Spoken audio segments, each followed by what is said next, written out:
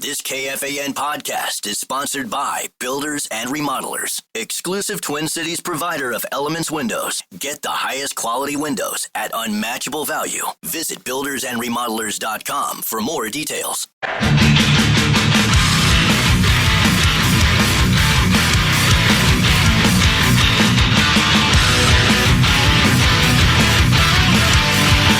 Welcome back to the Power Trip Morning Show, 7 o'clock hour. Mark Parrish is here. Chris Hockey is in England. We're going to check in with Kelsey Cook in about an hour and a half because she's in town filming a new special this weekend. We can preview that with her.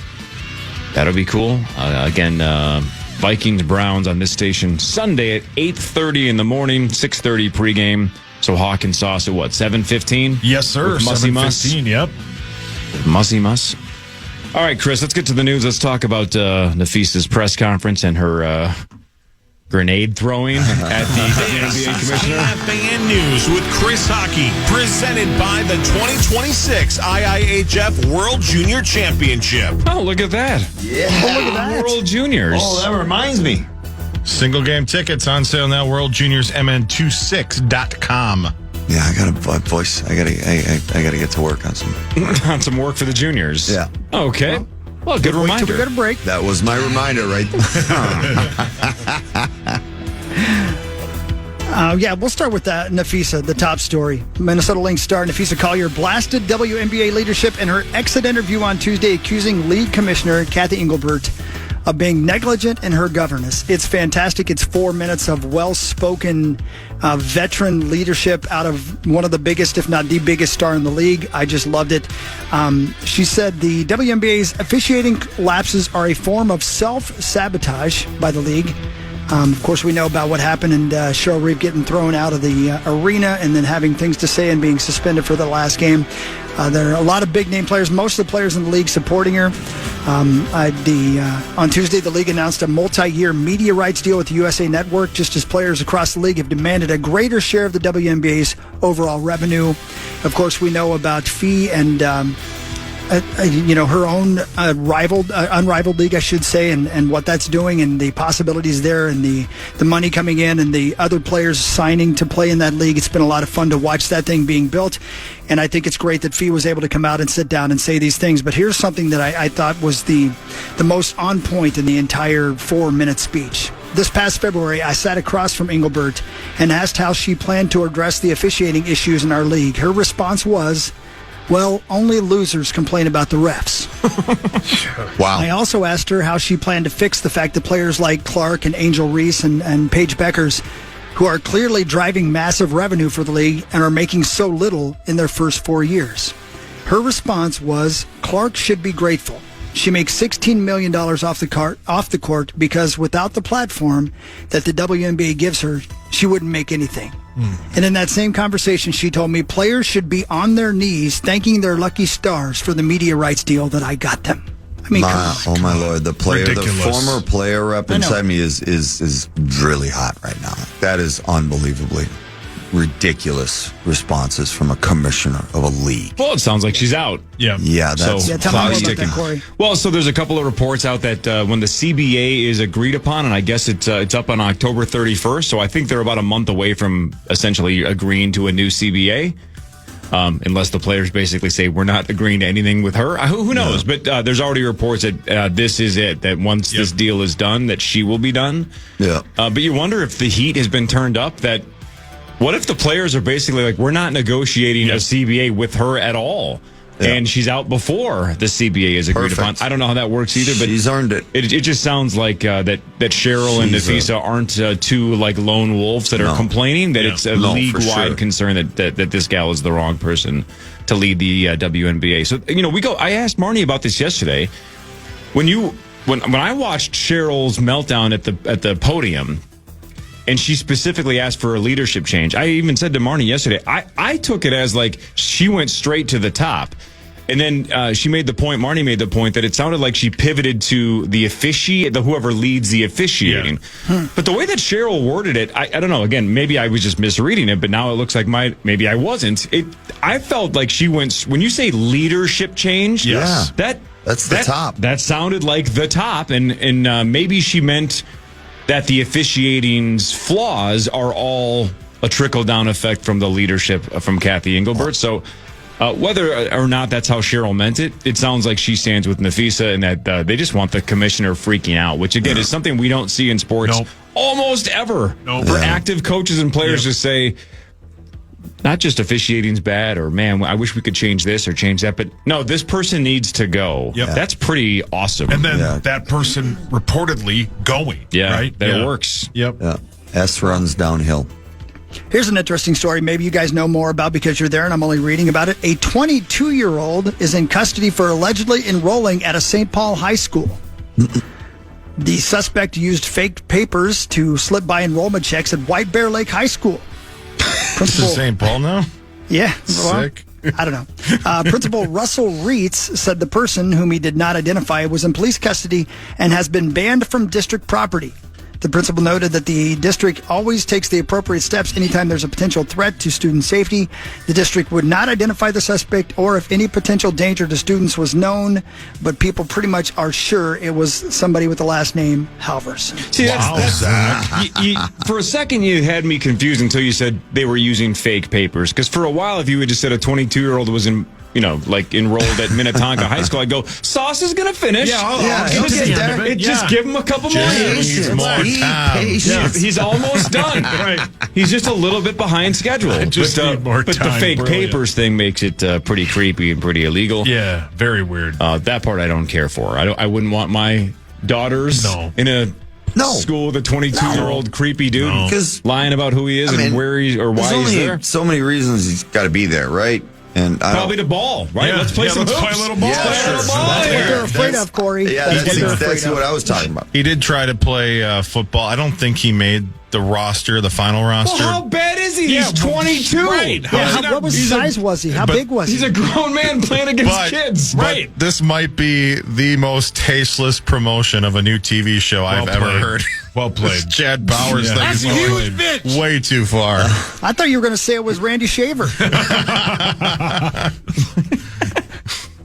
Star Tribune High School Sports. Come on, man. Yeah, he wants to report by, like being a mole. He's working from the inside. Yep. He's of course, it's White Bear Lake, by the way, too. It had to be White Bear Lake. Way to go, Zach. It didn't have to be. Oh, yes, it did. Oh, it had to be. I asked. Yep. This is exactly what Cameron Crowe did when he was researching for Fast Times at Ridgemont High, but he had permission from everybody involved. So he actually enrolled at a high school in California, went to school, and then used that material as he was writing the movie. That's nuts. Wow, I did not know that. Genius. Yeah. Here's something that makes me sad because I've not been to Reno, California yet. It says Reno, California. I'm pretty sure they meant Reno, Nevada. I don't know what's going on with the AP today. A Reno massage parlor is being shut down because it allegedly offered more than just massages. No, hang on a second. What else could that be? Yeah. Are they selling chicken fingers? There. I don't know. Are they giving you betting tips? Yeah, what are they doing that could be illegal? Anybody else have a guess? Anybody? Illegal stock information? No, I don't think that would be in the news. What's Reno? I think it was Candies? It could have been Tickles. The Reno Police Department claims that Wonderful Massage on Hillcrest Drive was running a prostitution operation. The city of Reno has now closed the business and says they dare not look at every massage parlor in the city because they're pretty sure all of them are just fronts for hand jobs. Yep. The AP's on one today. I blame the AP. Almost. I know there are so many reputable massage therapists, so this is going to sound like a shot at them, but it's not. Aren't you guys, when you guys drive past a massage business, aren't you just assuming it's going to be, like if you had to bet without knowing it at all? Yeah. I would bet that stuff goes on.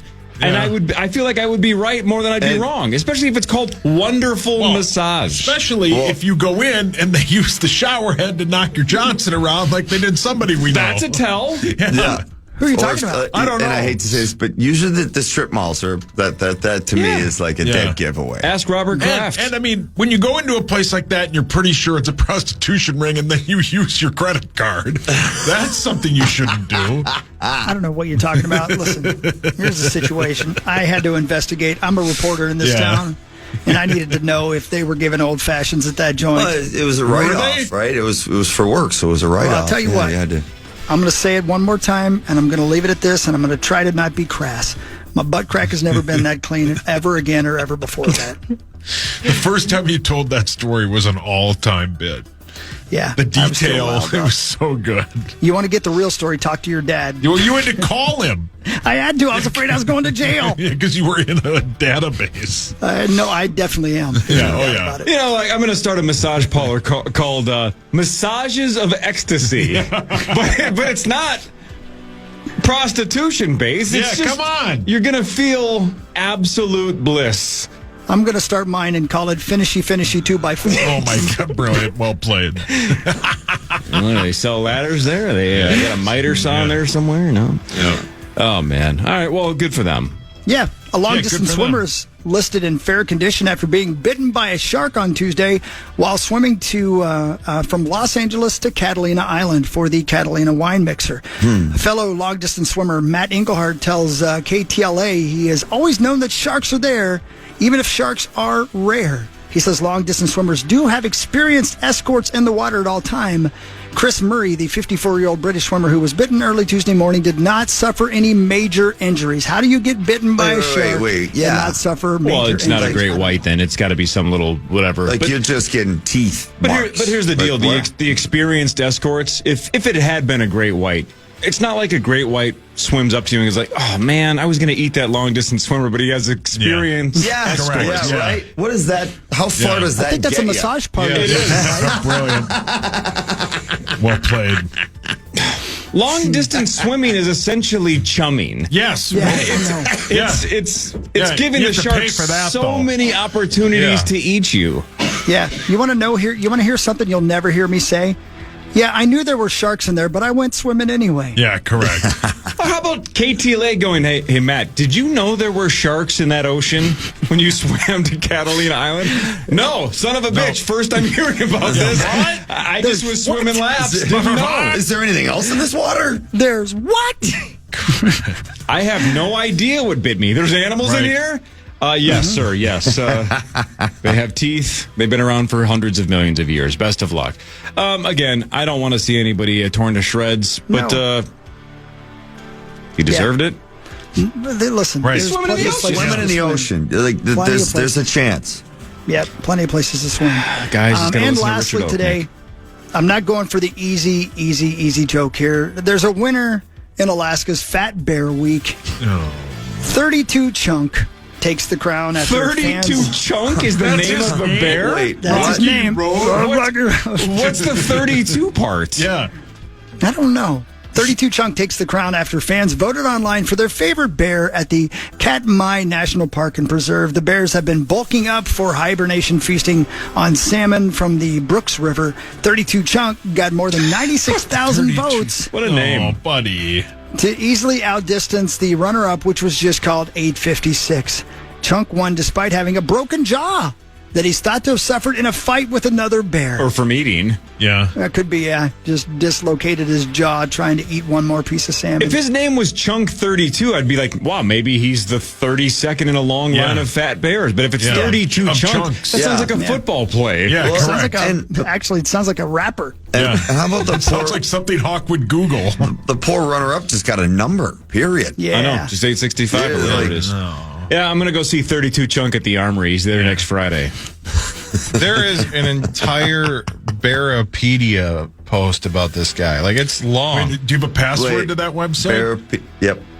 Yeah, 32 Chunk. they got pictures like going back to 2012 when he was first identified. Well, yeah, the before and after. Yeah, correct. They Yeah. love them bears up there, man. That's crazy. Yep. I wonder how much weight they lose during the winter. Thousands for real. and thousands of pounds. I think it's probably less than that, but I don't know. My buddy Matt was a marathon runner in Alaska, and he once got attacked by a bear. And the TV station in Alaska is like, did you know there were bears out there? And Matt was like, yeah, but I had trained escorts. So Yeah. My buddy I wasn't Larry's a worried fat about bear. Exactly. I had a friend in the 80s named William that was a fat bear. Yeah. Yeah. Oh, yeah? Good dude. Yeah. Good dance. Yeah. Hell of a dancer. He's an Did inspiration. like a shuffle. Sauce, you want to do sports when we come back? I'd love to. Great. That was the news. That was the news. Thanks to the World Juniors. Look at that. Yeah, man. World Juniors. Yes, let's go. Oh, it is such a huge tournament. Every hockey player, that is such a huge part of our life. Pretty cool, man. And cool it's going to be here. Yep. Thanks to Jonathan Grenard and thanks to Hy-Vee as well. Time now for the Vikings Report, presented by Hy-Vee, the official grocery partner of the Minnesota Vikings. Linebacker Jonathan Grenard joins the power trip next, thanks to Hy-Vee. Turn the volume all the way up. My Chemical Romance is coming to Minnesota, and it's going to be electric. Catch them at Target Field for one night only on August 24th. Full details at KFAN.com, keyword calendar. Parker Fox joins the show. Yes. It's Wednesday. Welcome aboard, Parker. How are you? Good morning. Good. Morning. Yeah. Parker, Mark. Parker. Good to see you, my friend. Nice to meet you, Mark. Nice to meet you too, Parker Fox. Chris is in London, or right outside of London, England, because the Vikings and Browns square off on Sunday. Parker, Chris, Parker. Hi, Hawk. Hi, buddy. I miss your face. I miss your hugs. I miss your hugs, too. You look good over there. Oh, thanks, man. I feel good over here. I might not come home. It's like rainy all the time. It's It just kind of works on you, doesn't it? It kind of does, yeah, man. Fits your attitude.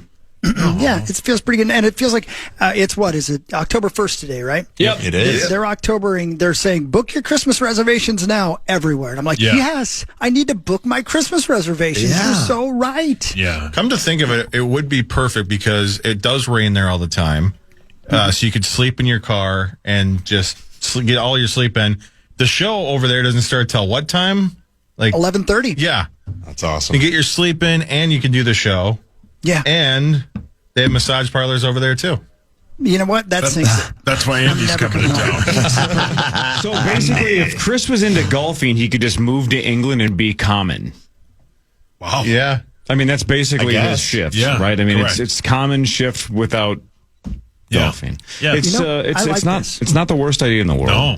It's not. I think I'm probably a little better because I'm awake by 11:30. I've been up. I've done things. I went for a run this morning. I worked out. I've done. You know what? This is perfect. I'm not coming home, guys. Sorry. You slept until 11:30?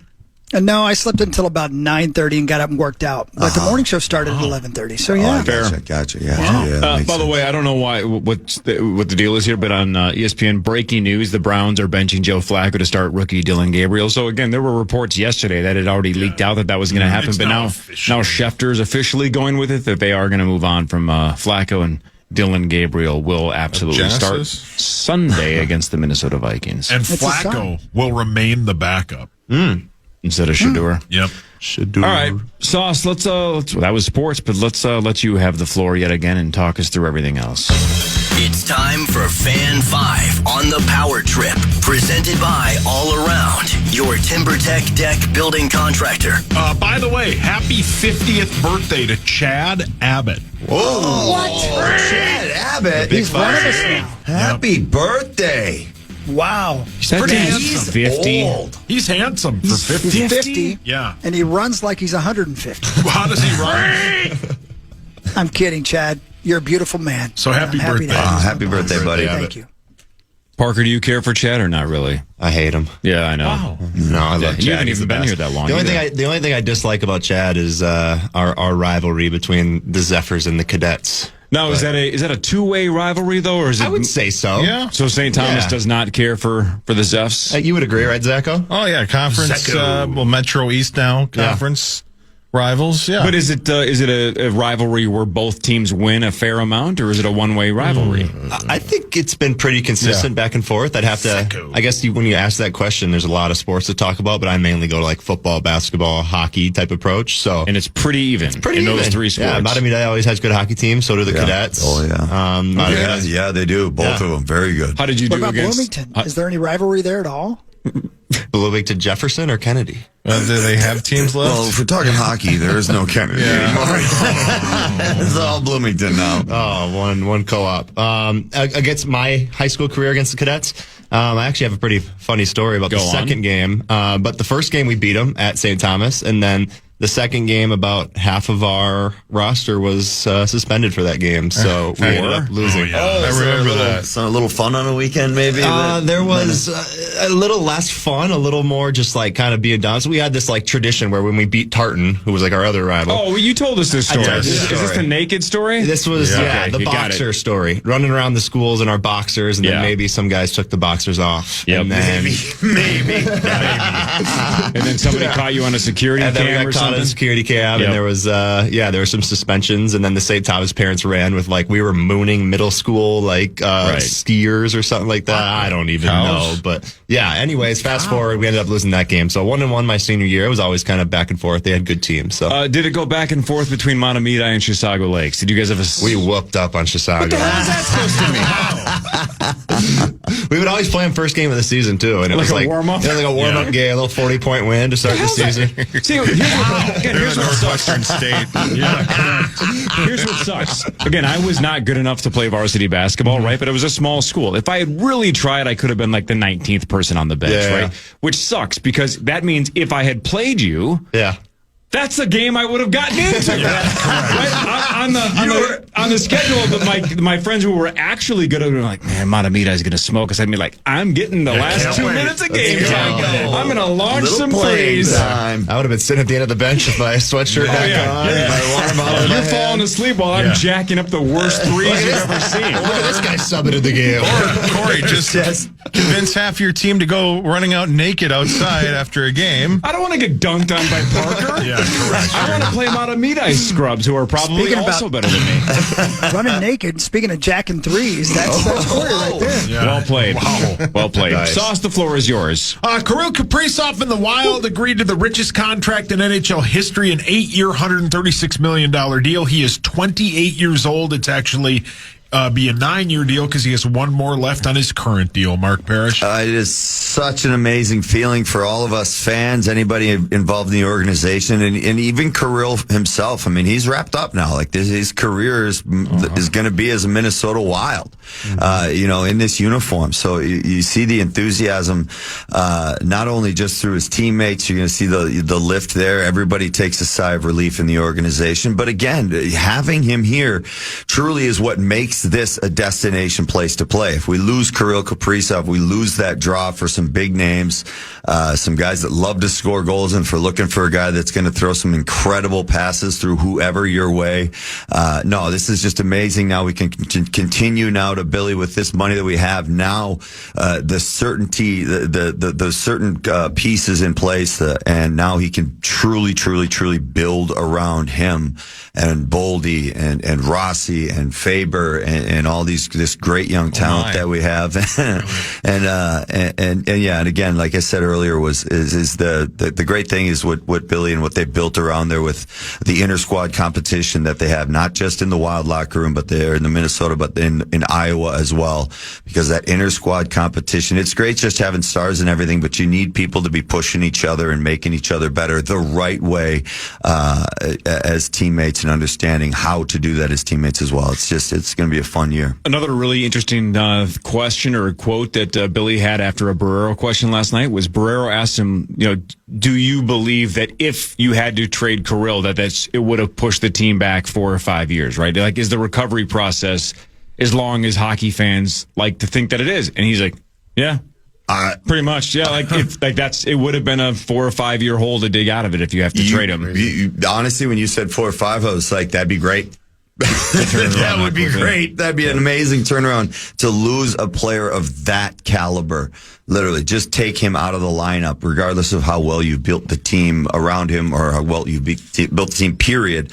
Yeah, that's huge. It would have been enormous. And real quick, what a cool gesture by the city of St. Paul. Do you guys see this? They literally took down the West 7th Street sign and put up West 97th Street and the intersection there in front of Grand Casino Arena, and got the Wild logo up there. And should keep that. Yeah, that's going to be a collector's item for sure. You know what I thought was fascinating about every history. The Kirill signing was it broke about 9:30 in the morning, give or take. Yeah. 9:30 in the morning. So 5 minutes later, it's up on ESPN.com as one of the top 8 headlines. Right, Wilds Inc. Kirill to whatever NHL record contract. Yeah. Yep.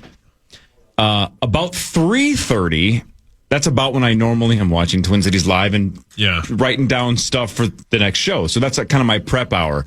By 3:30, it was not one of the 8 top stories on ESPN.com. No, if it's Connor McDavid, it stays. Still awful. It's still up. Which is embarrassing. Kirill's a weird guy, though, because obviously we love him here. We know him here. And I think if you asked GMs and scouts and former players in the game, they're going to say he's a top 10er.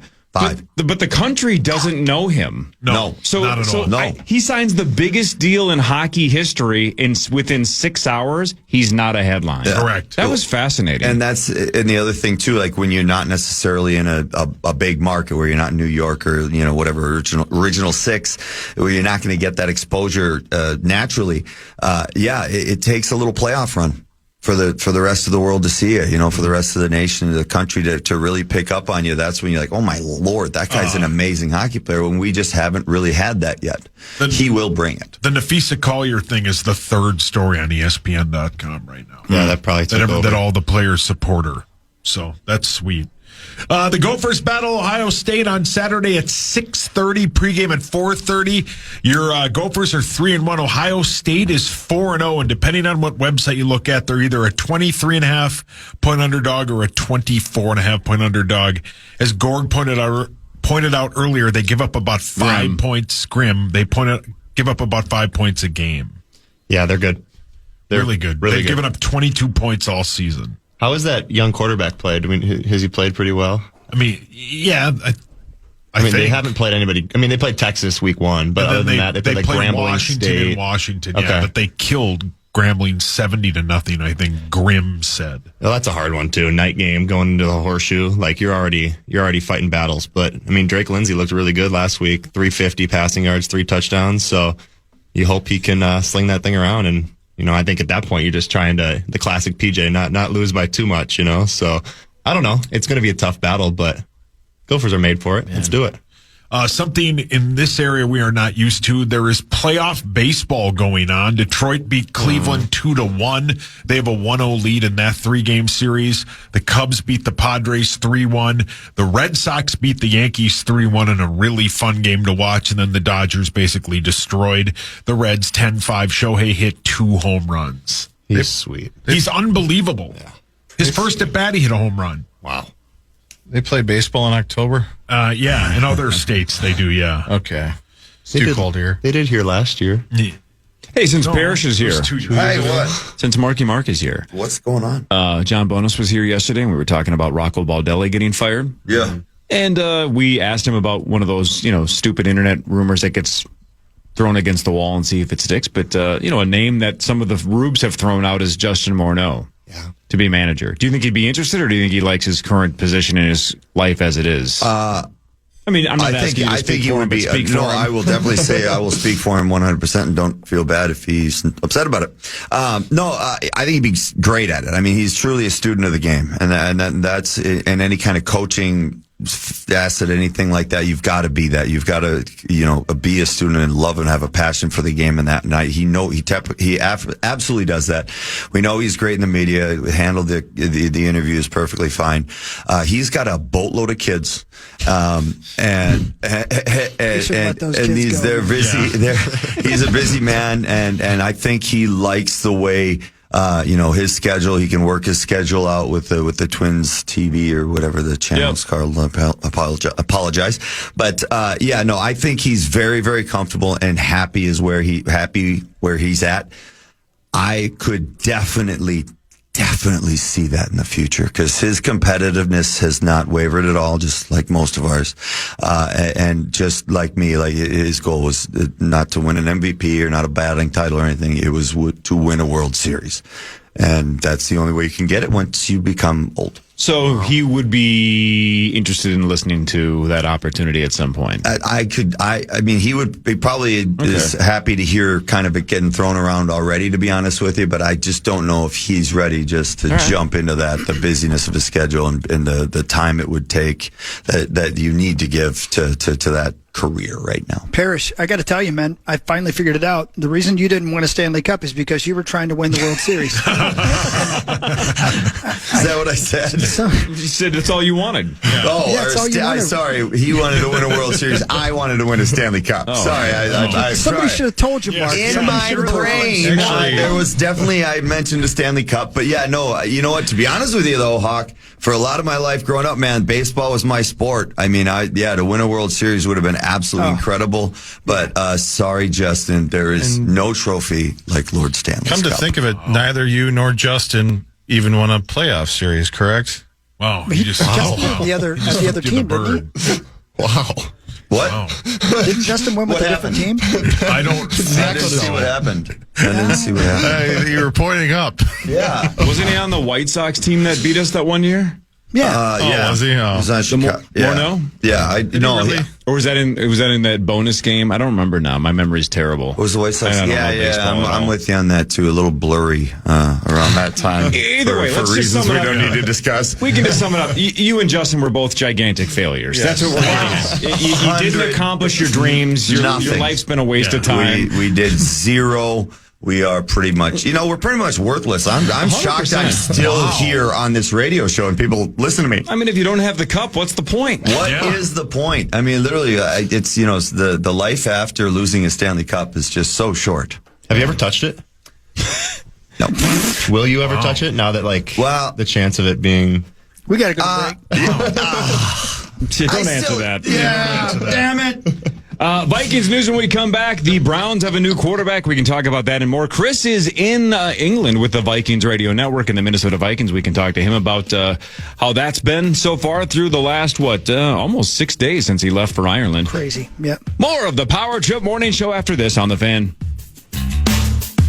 The Fan.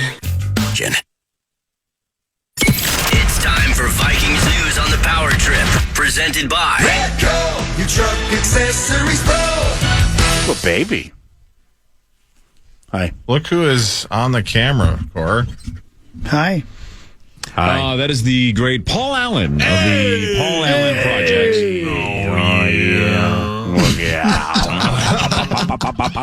Good morning. Good morning. Good afternoon. First day of October 2025. Look, everybody. We are live at the greenhouse in jolly old outside of London town. Where are we at? Are we in where? Is that where we're at? Something Hertfordshire or something like that. But it's not as hot in this greenhouse as it was yesterday because wearing purple and Chris wearing green, it's like they were hydroponically growing people. If you know what I mean. Oh, yeah. Yeah, I wore green underwear today, just hoping that it would work out for me, but it hasn't worked out yet. But Paul is here to join us for Vikings news because there's lots going on in the Vikings situation as we head towards London's game against Cleveland on Sunday, including a different quarterback playing for Cleveland. Yeah, and as the identity of the Browns would go, Alec Lewis of The Athletic just sent me a text. The Browns defense has hit the ball carrier before the line of scrimmage 62.5% of opposing rush attempts, which is the highest rate through 4 weeks since 2017. So there's that. Then you got Dylan Gabriel. I know who he is. I know he's left-handed. I know he's diminutive.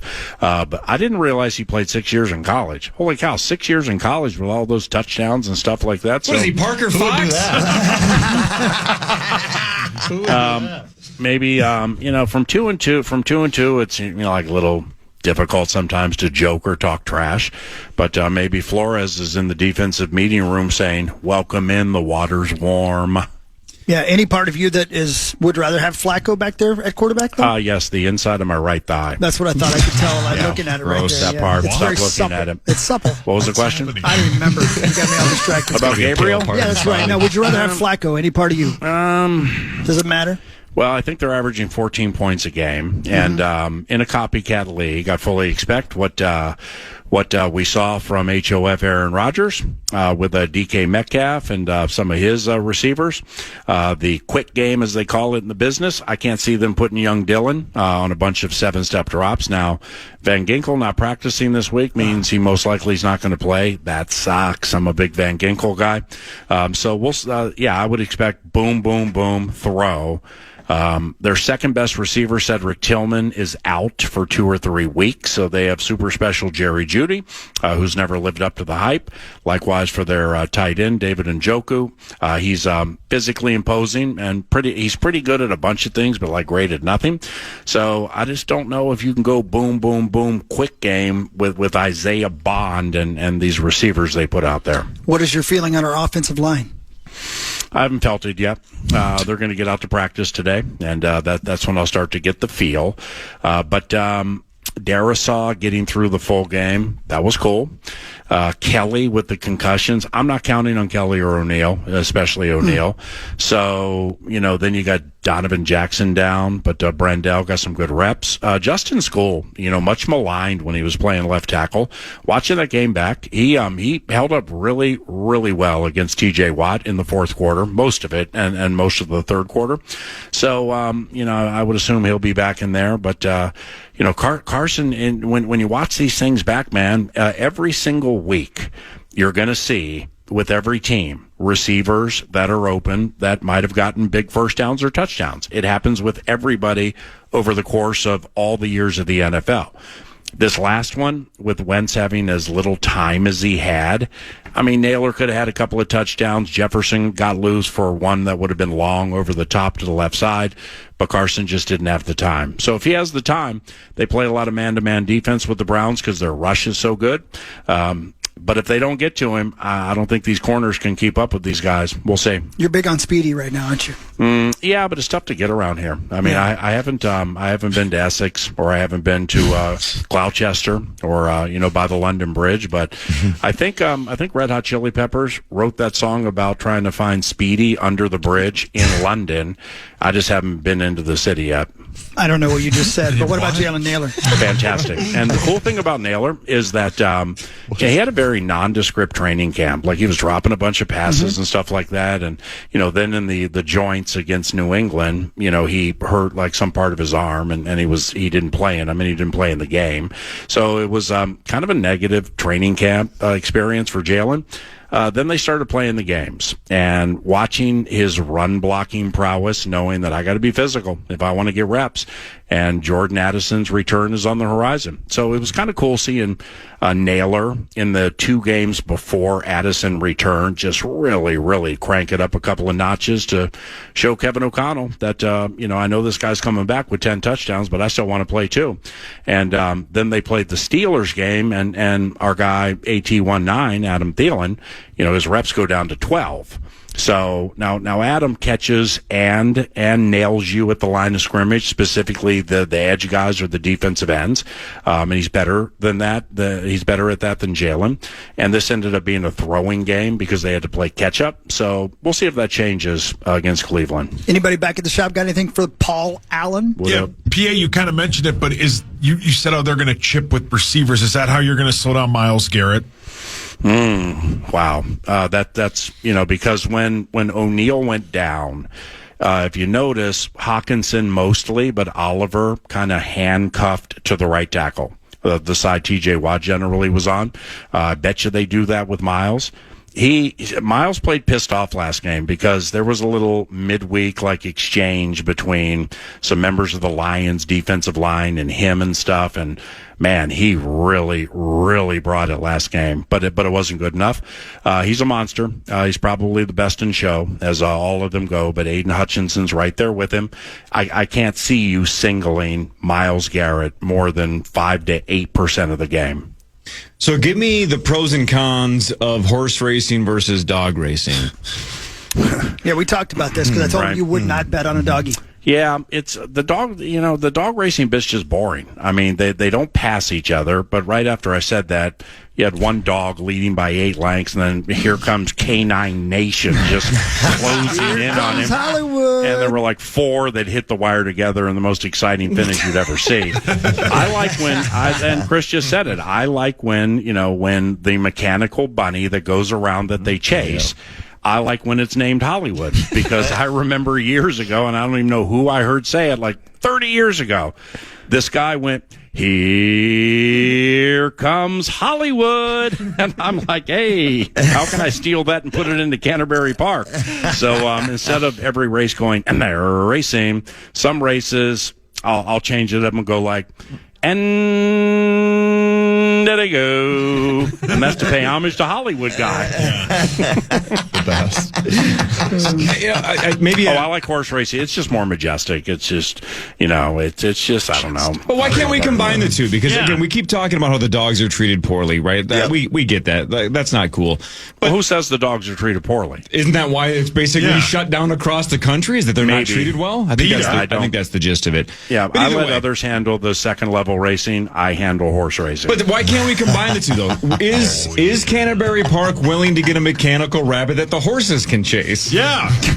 Well, if it helps the bottom line of the profitability, and it gets us to more than 3 racing days a week, and if it's there, because Minnesota, let's put it this way, is we could, let's say American Pharoah, okay, Triple Crown winner, everybody in the studio probably, even though you're not horse racing people per se, you probably have heard of American Pharoah or Secretariat or Seattle Slew, horses like that. It's like, not everybody is as into Texas Hold'em or poker as Corey is, but I think a lot of people have heard of Chris Moneymaker or Doyle Brunson or Johnny Chan, immortality names like that. Here's Canterbury. We could have a Triple Crown winner race at Canterbury in July, and we could advertise it and do news du Nord with it and that whole thing. We get about 9,000 people.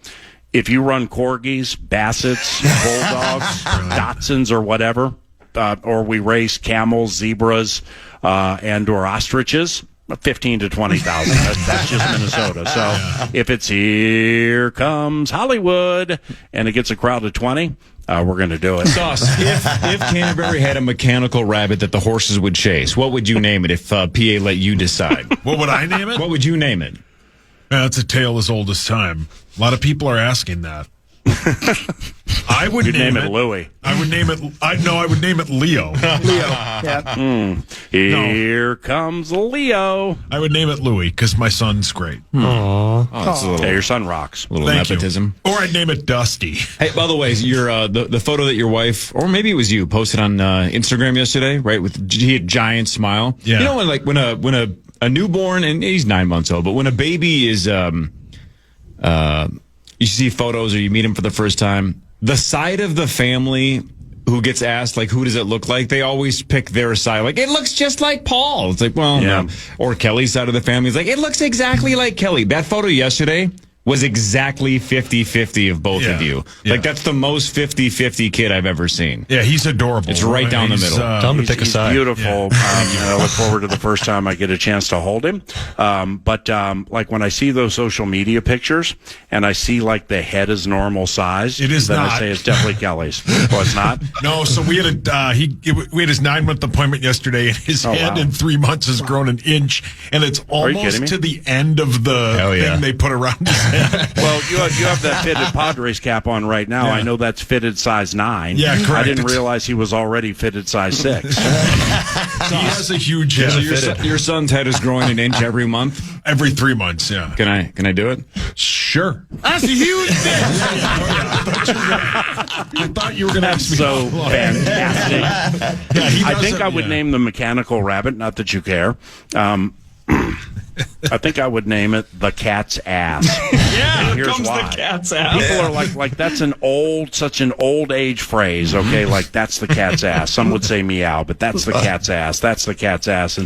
And one time somebody asked me why, what's so great about the cat's ass, and I'm like, all the dogs want it. Hockey before PA finished that, for those of you who can't see the video, had his hands. Here comes Louie. Had his hands over his face before the jokes started. Are you sure you didn't find speed in London? Oh, you're going to put your hand over your face after my joke, after what the power trip unfurls 5:30 to 9 weekdays? Are you kidding me? Still.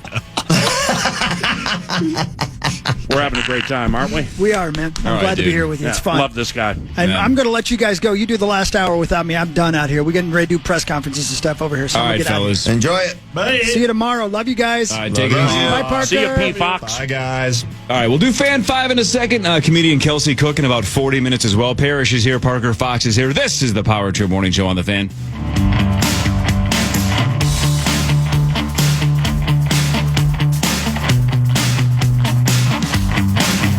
FAN.